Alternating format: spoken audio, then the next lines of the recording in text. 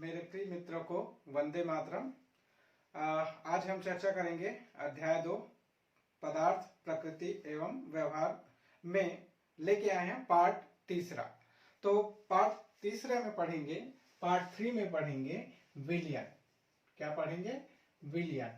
विलयन है ना। तो इसके पहले हम चर्चा करते हैं, प्रीवियस क्लास जो पार्ट में पढ़े हैं उस पर थोड़ी चर्चा करते हैं, फिर हम विलयन में आएंगे।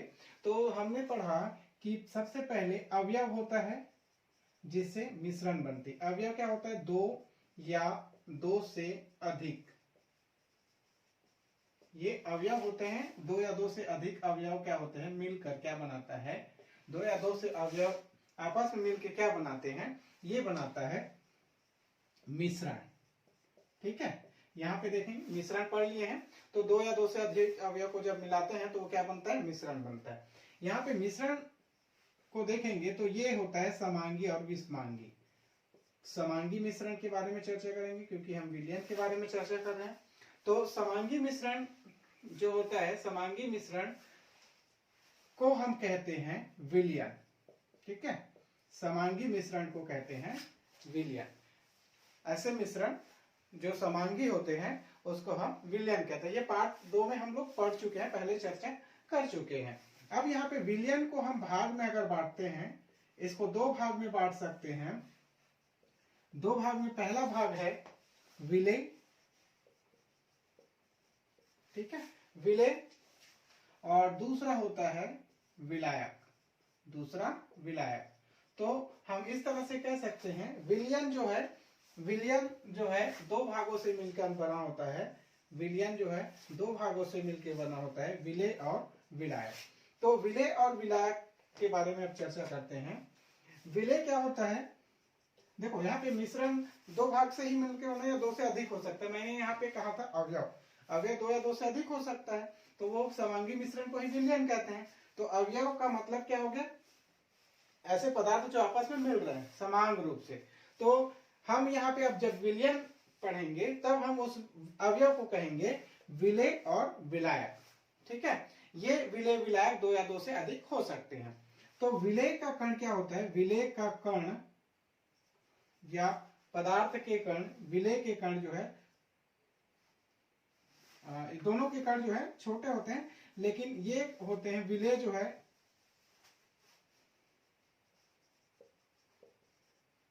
विलेय क्या होता है? कम मात्रा में होती है। इसकी मात्रा क्या होती है? कम होती है। ठीक है, दूसरा क्या होती है इसकी मात्रा? विलेय की मात्रा कम होगी। दूसरा विलायक में समाहित हो जाता है। विलायक में समाहित हो जाता है या घुल जाता है। ठीक है, समाहित हो जाता है या इसी को समाहित होने को घुलना भी कहते हैं। ठीक है, तो दोनों का एक ही मतलब है, समाहित हो जाते हैं। ये दोनों जो है विलायक में समाहित हो जाते हैं। अब इसकी बात करेंगे, विलायक की बात करेंगे। ठीक है, तो इसकी मात्रा जो है अधिक होती है। किसकी मात्रा? विलायक की मात्रा। विलायक की मात्रा अधिक होती है। ठीक है, विलायक की मात्रा अधिक होती है। दूसरा क्या होता है? विलेय पदार्थ को घोल लेता है। विलेय पदार्थ को अपने अंदर समाहित कर लेता है, अपने अंदर समाहित कर लेता है, समाहित कर लेता है। तो यहाँ पे कहने का मतलब समाहित कर लेना या घोल लेना। तो यहाँ पे विलायक का मतलब है विलेय पदार्थ जो है, ये विलेय पदार्थ को घोल लेता है, ये अपने अंदर समाहित कर लेता है। ठीक है, और इसकी मात्रा अधिक होती है। तो किसी विलयन में हम जो है पदार्थों को कैसे पहचानेंगे? किसी विलयन में हम विलेय है कि विलायक कैसे पहचानेंगे? तो पहला, इसकी मात्रा कम होगी अगर विलेय है तो। दूसरा, ये विलायक में घुल जाएगा। ठीक है, विलायक को कैसे पहचाने? इसकी मात्रा अधिक होगी। चलो ये भी नहीं काम कर रहा है तो क्या करेंगे? विलेय पदार्थ को अपने अंदर घोल लेगा। तो ये दो कारण है, दो जो है गुण से हम पहचान लेंगे विलेय और विलायक को। एक उदाहरण लेते हैं जिससे आपको समझ में आ जाएगा। ठीक है, एक उदाहरण लेते हैं। नमक और पानी को मिलाकर हम जो है विलयन बनाते हैं। ये कॉमन चीज है, इसलिए मैं ये नमक पानी का उदाहरण दे रहा हूँ। चाहो तो आप शक्कर का उदाहरण दे लो, जो आपको याद आए वो उदाहरण आप जो है ले सकते हैं। बशर्ते शर्त ये है कि विलयन जो होगा उसको छाना नहीं जा सकता या विलय विलायक में समाहित हो जाए। ठीक है, तो यहाँ पे देखेंगे नमक को पानी में डालते हैं और नमक पूरी तरह से घुल जाता है।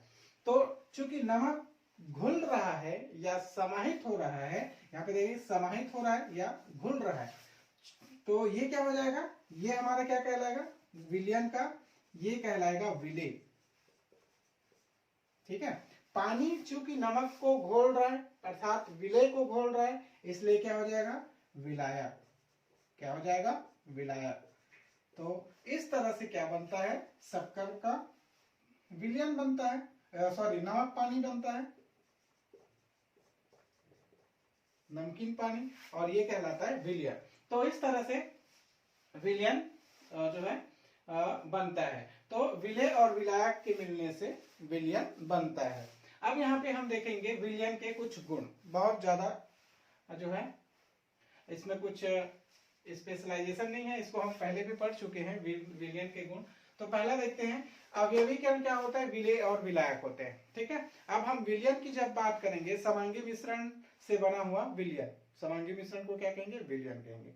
अब विलयन की बात करेंगे तो हम कणों को क्या कहेंगे, जो उसमें आपस में मिला है, तो हम उसको कहेंगे विलेय और विलायक। क्या कहेंगे, विलेय और विलायक। तो अवयवीकरण क्या होगा, अवयवीकरण मतलब जो मिला हुआ है पदार्थ, उसकी बात कर रहे हैं, तो विलेय और विलायक होता है। दूसरा, विलयन में अवयव कण समान रूप से मिश्रित होते हैं। तो जो विलयन होगा उसमें अवयव कण मतलब विलेय और विलायक के कण क्या होंगे, समान रूप से मिश्रित होंगे, वो आपस में मिल गए होंगे, उसको आप अलग नहीं कर सकते। एक विशेष विधि से अलग कर सकते हैं, लेकिन सामान्यतः आप उसको अलग नहीं कर सकते। दूसरा, अगला गुण है विलयन का, विलयन में प्रकाश का पथ दिखाई नहीं देता। हम इसको प्रैक्टिकल करके आपको दिखा चुके हैं, प्रैक्टिकल क्रियाकलाप जो है 2 में है ना, पार्ट 2 में दिखा चुके हैं। तो विलयन का पथ जब प्रकाश टार्च की किरणें डालेंगे तो क्या होता है, वो उसका रास्ता दिखाई नहीं देता, प्रकाश कहाँ से गुजर रही है। निलंबर और कोलाइड में दिखाई देता है, लेकिन सॉल्यूशन में दिखाई नहीं देता। ठीक है, तो ये प्रकाश का पथ दिखाई नहीं देता। क्यों नहीं दिखाई देता, इन सब का एक ही कारण है क्यों नहीं दिखाई देता, इसका एक ही कारण है कि इसके कण जो है, अवयव के कण अर्थात विलेय और विलायक के कण बहुत छोटे होते हैं, जो फिल्टर पेपर को या छन्ना पत्र को क्या कर देता है, पार कर जाता है, जिससे हमें उसके कण जो है फिल्टर पेपर में या छन्ना पत्र में दिखाई नहीं देता। तो ये हो गए विलयन के गुण। आगे देखते हैं हम विलयन कितने प्रकार से बना सकते हैं। देखो, अब आप अपने से करके देखिए, विलेय मैं यहाँ पे लिखता हूँ और आप यहाँ पे विलायक लिख लीजिए इस तरह से। अब यहाँ पे डाल देते हैं, विलयन बनता है। ठीक है, यहाँ पे देखेंगे, मैं यहाँ पे देखो, पदार्थ जो हम पढ़ रहे हैं, पदार्थ क्या होता है, जो स्थान गिरता है जिसकी एक निश्चित आयतन होती है। तो पदार्थ 3 तरह से होता है, एक, ठीक है, पहला ठोस, दूसरा द्रव और तीसरा गैस। ठीक है, तो जितने भी पदार्थ बनेंगे, जितने भी विलयन बनेंगे, ये 3 ही से मिलके बनेगा ठोस, द्रव, गैस से मिलके बनेगा विलयन। एक और स्टेट होता है प्लाज्मा, उसके बारे में चर्चा नहीं करेंगे, हम पदार्थ के 3 स्टेट अवस्था के बारे में बात करेंगे। ठीक है, ठोस अवस्था में होता है पदार्थ, द्रव अवस्था में और गैस अवस्था में। तो देखो, यहाँ पे मैं यहाँ पे 3 भाग में बांटता हूँ, 3 तरह से विलयन बना सकता हूँ।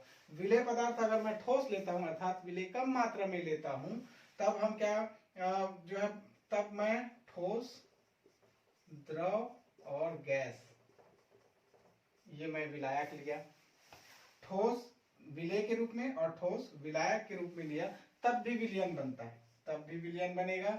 ठोस और द्रव को जब मैं लूंगा तब भी विलयन बनेगा, और ठोस और गैस का विलयन लेता हूं, ठोस में गैस को मिला देता हूं, तब भी विलयन बनता है। इसी तरह से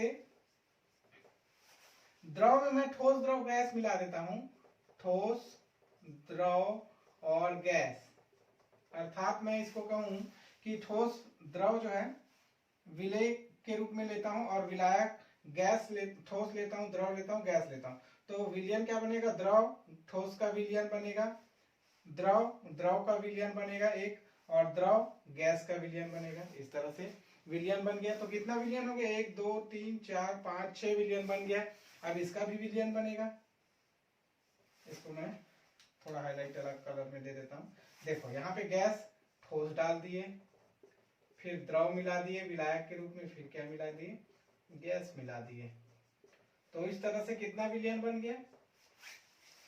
इस तरह से कितना विलयन बन गया? तो 1 2 3 4 5 6 7 8 और ये 9। तो यहाँ पे हम अगर यहाँ पे देखो, ये क्या कहलाता है? ये अवस्था कहलाता है। ये क्या कहलाता है? अवस्था, है ना। तो अवस्था क्या किस रूप में है? पदार्थ कितने रूप में है? ठोस के रूप में है, द्रव के रूप में है और गैस के रूप में है।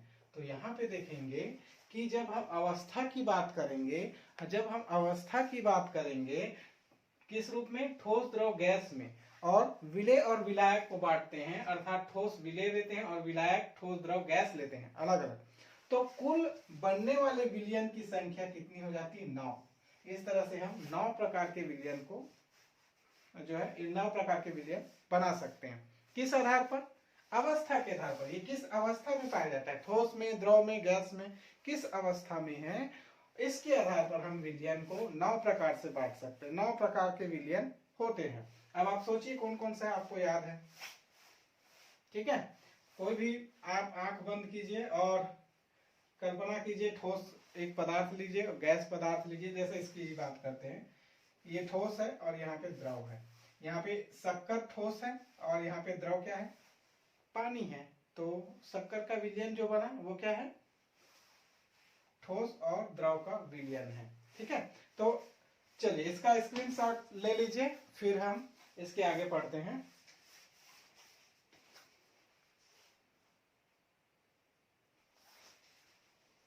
चलिए आपने स्क्रीनशॉट ले लिया।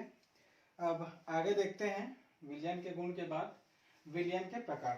पिछले प्रकार में क्या था? इसके पहले वाले विलयन की पदार्थ की अवस्था के आधार पर विलयन के प्रकार, ठोस है, द्रव है, गैस है, इसके आधार पर विलयन जो बनता है वो विलयन के प्रकार है। तो 9 प्रकार के पढ़े हैं। इसके बाद विलयन के प्रकार, टाइप्स ऑफ सॉल्यूशन। ठीक है, तो ये किस आधार पर होगा? तो विलेय पदार्थ की मात्रा के आधार पर, विलेय पदार्थ की मात्रा के आधार पर हम विलयन को निम्नलिखित प्रकार से बांट सकते हैं। ठीक है, विलेय पदार्थ की मात्रा के आधार पर निम्न जो है विलयन को निम्न प्रकार से वर्गीकृत कर सकते हैं। तो विलेय पदार्थ की कितना मात्रा? 1 पाव, 2 पाव, आधा किलो, 1 किलो, 200 ग्राम, 500 ग्राम या 20 ग्राम, 10 ग्राम, कितनी मात्रा? मात्रा मतलब उस मापन के जो है मात्रा से है, एक स्पेसिफिक अमाउंट से है, मात्रा से है। ठीक है, तो यहाँ पे मात्रा कितनी मात्रा है, इसके आधार पर हम विलयन को निम्नलिखित भागों में वर्गीकृत कर सकते हैं। ठीक है, इसके पहले देखते हैं विलायक की क्षमता। ठीक है, विलायक की क्षमता क्या है? तो किसी निश्चित ताप पर विलायक में विलेय की उतनी ही मात्रा घुलती है जितनी विलायक की क्षमता होती है। कहने का मतलब है एक नियत ताप है, मान लो ये रूम टेम्परेचर है, तो इस ताप पर या आप जिस ताप पर ले, मान लो 10 डिग्री सेल्सियस, 20, 25, 30, 40, 50, जिस डिग्री सेल्सियस पर ले रहे हैं, जिस ताप पर ले रहे हैं उस ताप पर।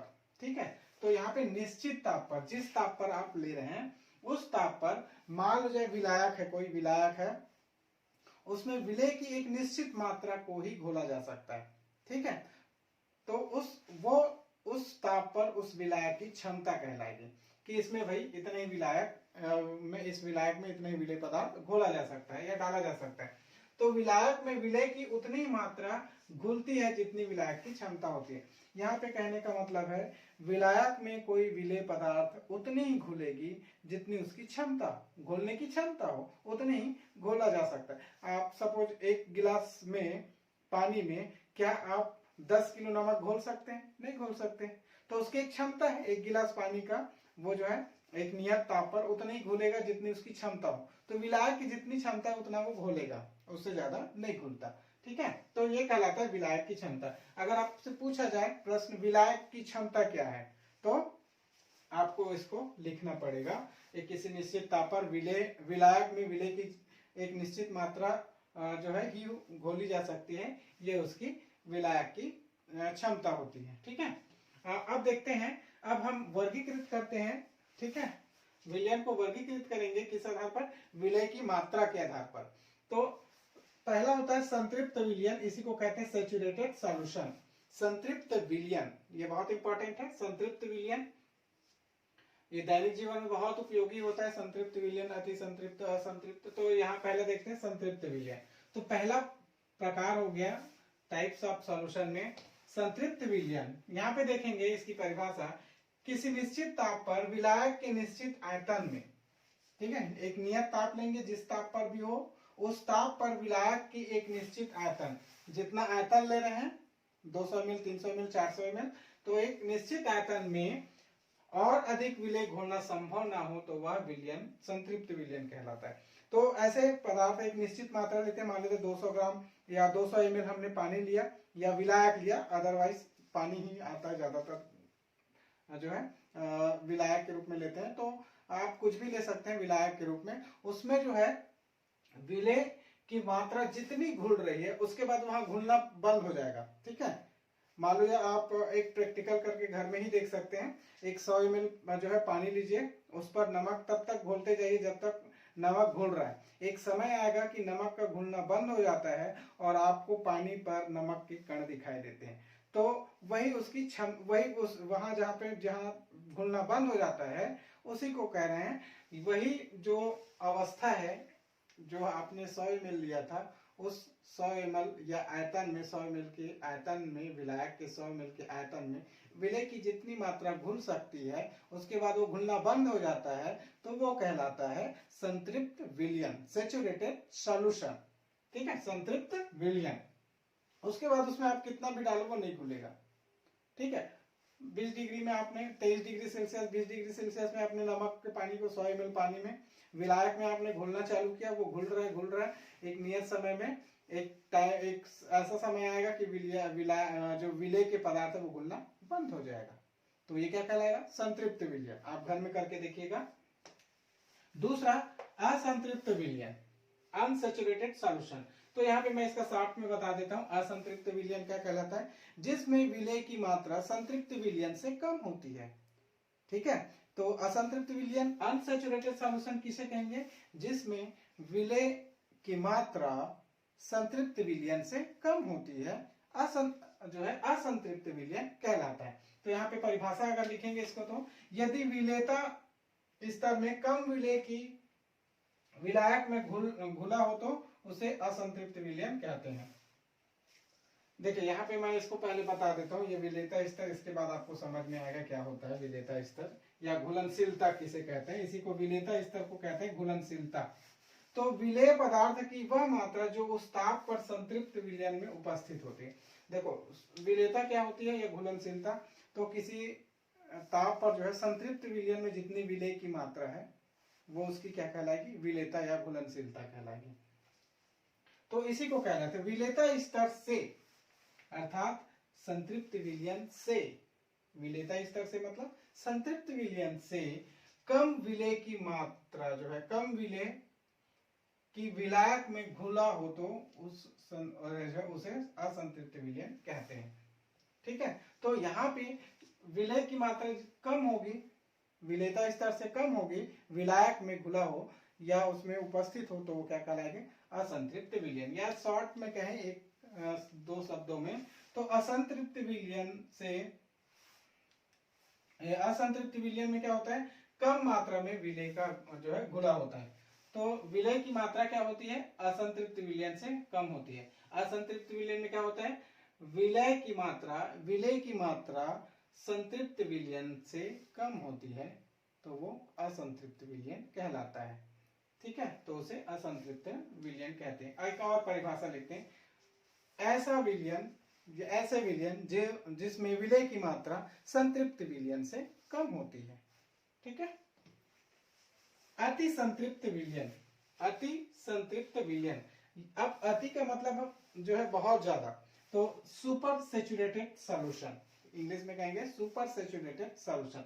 तो अति मतलब बहुत ज्यादा, संतृप्त से भी और ज्यादा संतृप्त हो जाना। तो यहाँ पे इसकी परिभाषा देखेंगे, देखो यहाँ पे देखेंगे, यहां से देखेंगे तो विलेय के संतृप्त विलयन को, जो विलेय पदार्थ का हमको संतृप्त विलयन बना है, को गर्म करने पर उसमें और अधिक विलेय की मात्रा घुल जाए तो वह अति संतृप्त विलयन कहलाता है। यहाँ पे देखेंगे इसका अर्थ क्या है, यहाँ मतलब क्या है। देखो संतृप्त विलयन को थोड़ा अगर गर्म किया जाए, संतृप्त विलयन को हम थोड़ी देर गर्म करें तो क्या होगा, इससे विलेय पदार्थ की और थोड़ी मात्रा संतृप्त विलयन में घोली जा सकती है, तब बने हुए सॉल्यूशन को कहते हैं अति संतृप्त विलयन। हालांकि संतृप्त विलयन में, जो अति संतृप्त विलयन में क्या होता है, आप गर्म किए तो विलेय की मात्रा घुल जाएगी, जैसे ही ठंडा होता है उसके कण आपको दिखाई देता है। इसको और जो है पानी मान लीजिए और विलेय पदार्थ डाल देंगे तो वो रवे के रूप में जम जाएगा, चाशनी जिसको कहते हैं, उस रूप में दिखाई देगा। तो गर्म में तो वो आपको सॉल्यूशन दिखाई देगा, लेकिन जैसे ही ठंडा होगा वो रवे के रूप में, पपड़ी के रूप में वहां पे जमा हो जाएगी। तो इस तरह से अति संतृप्त विलयन क्या होता है, संतृप्त विलयन को थोड़ा गर्म करने पर विलेय की और मात्रा जब घोली जाए तब वो ऐसे बने हुए विलयन को क्या कहेंगे, अति संतृप्त विलयन कहते हैं। ठीक है, तो इस तरह से हमने जो है विलयन के प्रकार जाना, किस आधार पर, विलेय पदार्थ की मात्रा के आधार पर, कितनी मात्रा में विलेय पदार्थ घुला हुआ है उसके आधार पर हम जो है विलयन के प्रकार को देखें। तो पहला संतृप्त विलयन, दूसरा असंतृप्त विलयन, तीसरा अति संतृप्त विलयन। ठीक है, यहाँ पे पूछा जा सकता है विलयन के कितने प्रकार होते हैं, तो पहला संतृप्त, दूसरा असंतृप्त और तीसरा अति संतृप्त विलयन। ठीक है, इसके बारे में भी चर्चा करेंगे, उदाहरण देखेंगे। तो यहाँ पे विलेयता भी देख ली हमने, और क्या देखें, विलेयता के बाद विलेयता या घुलनशीलता। ठीक है, तो इस तरह से, और दूसरा विलायक की क्षमता, ये दो चीजें हैं।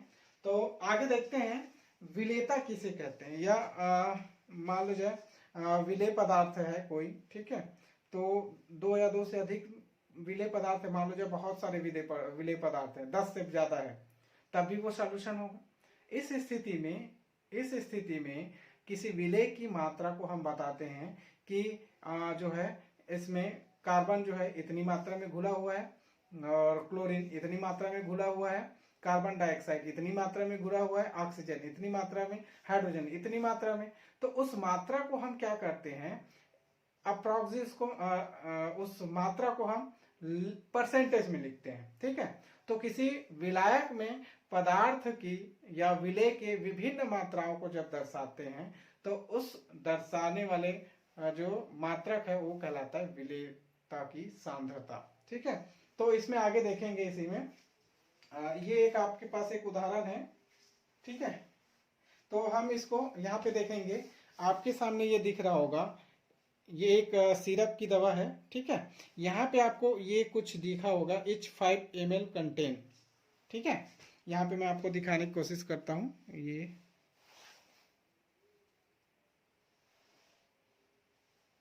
ठीक, यहाँ पे देखेंगे कंपोजिशन। ठीक है, यहाँ पे जो है हाइड्रोक्साइड 250 ग्राम, और हाइड्रोक्लोराइड 225 ग्राम, 50 ग्राम साइबल मेथोलॉन,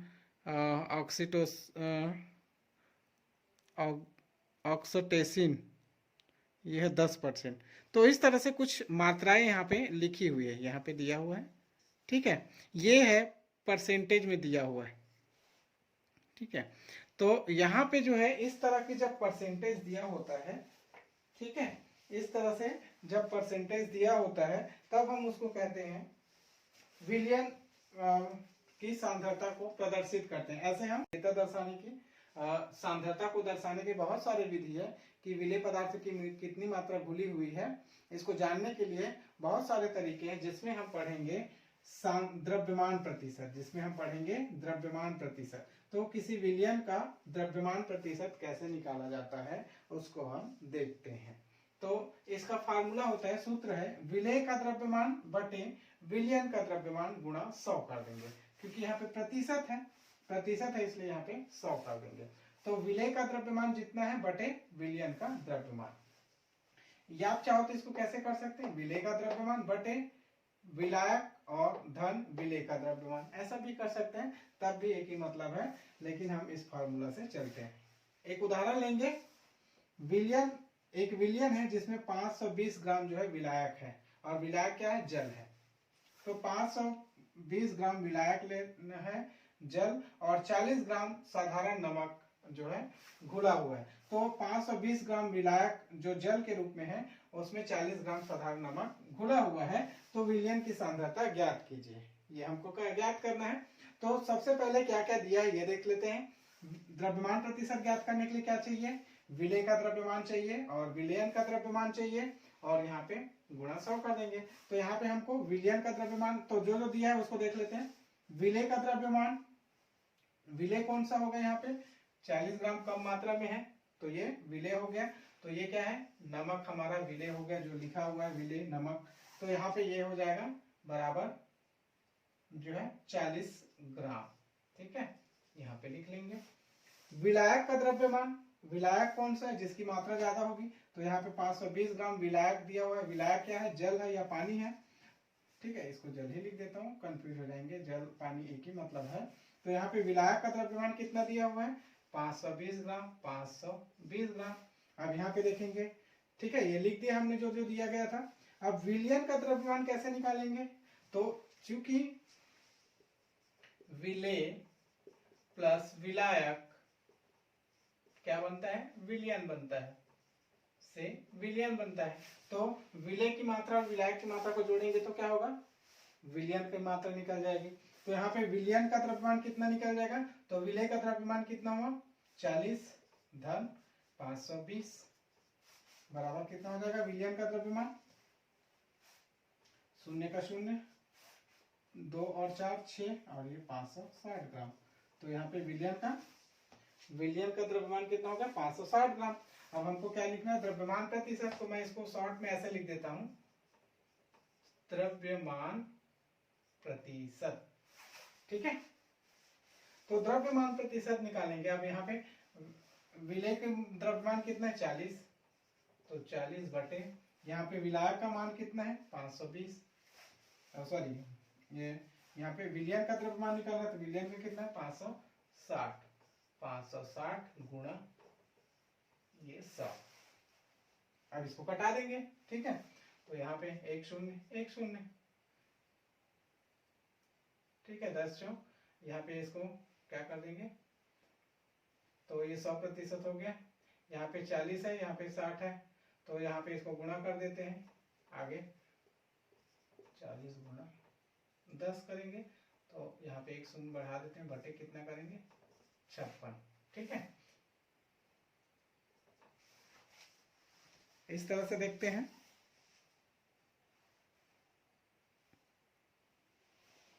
तो यहाँ पे देखते हैं ये क्या हो जाएगा आगे, यहाँ पे, तो यहाँ पे 56 का भाग देंगे किससे, 400 से।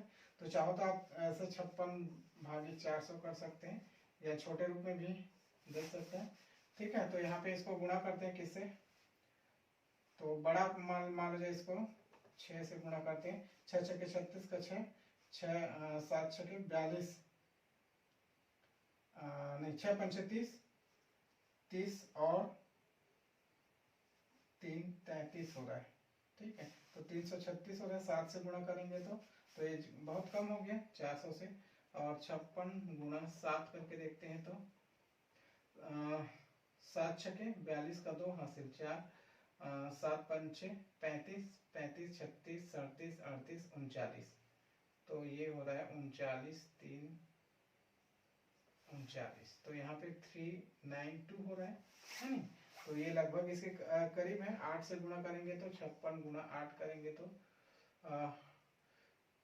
8 6 48, 8 ज्यादा हो जाएगा, यहाँ पे 8 आ गया, तो ये बढ़ जाएगा, है नहीं। तो इसको नहीं लेते हैं, ये वाला लेते हैं। तो ये क्या है, 7 टाइम में जाएगा, ठीक है। 7 टाइम में गया तो कितना बचा, 400 में, यहाँ पे 400 भागे 392 करेंगे, तो ये क्या हो जाएगा, 10 8 बच जाएगा, 0 0 ये कट कैंसिल हो जाएगा, 8 बचेगा, तो ये 80 हो जाएगा। तो एक बार जाएगा 1 टाइम, ठीक है। 2 बार में ज्यादा हो जाएगा, 56 है तो इस तरह से 1.7 आता है इसका आंसर। यहाँ पे आ गया इसका द्रव्यमान प्रतिशत कितना आ गया। तो अगर हम देखते हैं, अगर और कटाते जाएंगे तो 1.7 पॉइंट इसका यहाँ पे देखेंगे द्रव्यमान प्रतिशत कितना निकला, बराबर 7.1 और यहाँ पे 4% बनता है। ठीक है, तो यहाँ पे देखेंगे, यहाँ पे कहने का मतलब है विलेय की मात्रा कितनी घुली हुई है, विलेय की सांद्रता कितनी यहाँ पे 7.14% है। तो यहाँ पे हम इस तरह से विलेय पदार्थ की जो है सांद्रता को निकाल सकते हैं, किससे, द्रव्यमान प्रतिशत से। आप देखेंगे तो कहीं भी जो है, जैसे प्रोटीन के पाउडर का डिब्बा है, उसमें कहीं आपको लिखा रहेगा कार्बोहाइड्रेट 20%, ग्लूकोज 10%, या जो है अन्य इंग्रेडिएंट जो होता है, कंपोजिट अन्य पदार्थ जो होता है, वो उसकी परसेंटेज लिखी होती है। ठीक है, या मात्रा लिखा जाता है। जैसे मैं अभी आपको एक सिरप दिखाया था, उसमें 200-250 ग्राम दिया है, देखो। ठीक है, तो हम उससे भाग देते जाएंगे तो वो उसकी प्रतिशत निकल जाएगी। ठीक, यहाँ पे जैसे मान लीजिए एक प्रोटीन पाउडर में कार्बोहाइड्रेट 250 ग्राम है, ठीक है, विलेय पदार्थ। तो इसको कैसे करेंगे, इसकी द्रव्यमान प्रतिशत और भी प्रतिशत दिया होगा। ठीक है, तो जितना मान लीजिए प्रोटीन यहाँ पे प्रतिशत दिया हुआ है, इतना ग्राम है, 25 ग्राम है, तो यहाँ पे कार्बोहाइड्रेट का द्रव्यमान, इस तरह से हमको द्रव्यमान प्रतिशत निकालना है, मान लीजिए विलियन का। तो क्या करेंगे, जिस पदार्थ का हमको द्रव्यमान प्रतिशत निकालना है, मान लीजिए किसका निकालना है, जो है कार्बोहाइड्रेट का निकालना है, तो कार्बोहाइड्रेट को ऊपर कर देंगे 250 बटे विलियन, इससे मिले हुए इंग्रेडिएंट को भाग दे देंगे 250, मान लीजिए ये इससे 5 और ये 7 और 2 गुणा 100 कर देंगे, इस तरह से। तो इस तरह से हम कार्बोहाइड्रेट का द्रव्यमान प्रतिशत निकाल सकते हैं। तो किसी का भी हम द्रव्यमान प्रतिशत निकाल सकते हैं। ठीक है, तो इस तरह से ये जो है द्रव्यमान प्रतिशत खत्म हो गया। ये पूरा कंप्लीट जो है पदार्थ, प्रकृति एवं व्यवहार का पूरा यूनिट जो है सेगमेंट हम इसमें कवर कर लिए हैं। ठीक, और निलंबन और कोलाइट को बताने की जरूरत नहीं, मैं आपको प्रैक्टिकल में उसके गुणों के बारे में बता दिया हूँ पार्ट 2 में। तो इतना काफी है इस टॉपिक में। तो इसको आप 1 बार 2 बार इत्मीनान से देखिए, आपको सारी टॉपिक अच्छे से समझ में आ जाएगा। तब तक के लिए आप सभी को वंदे मातरम।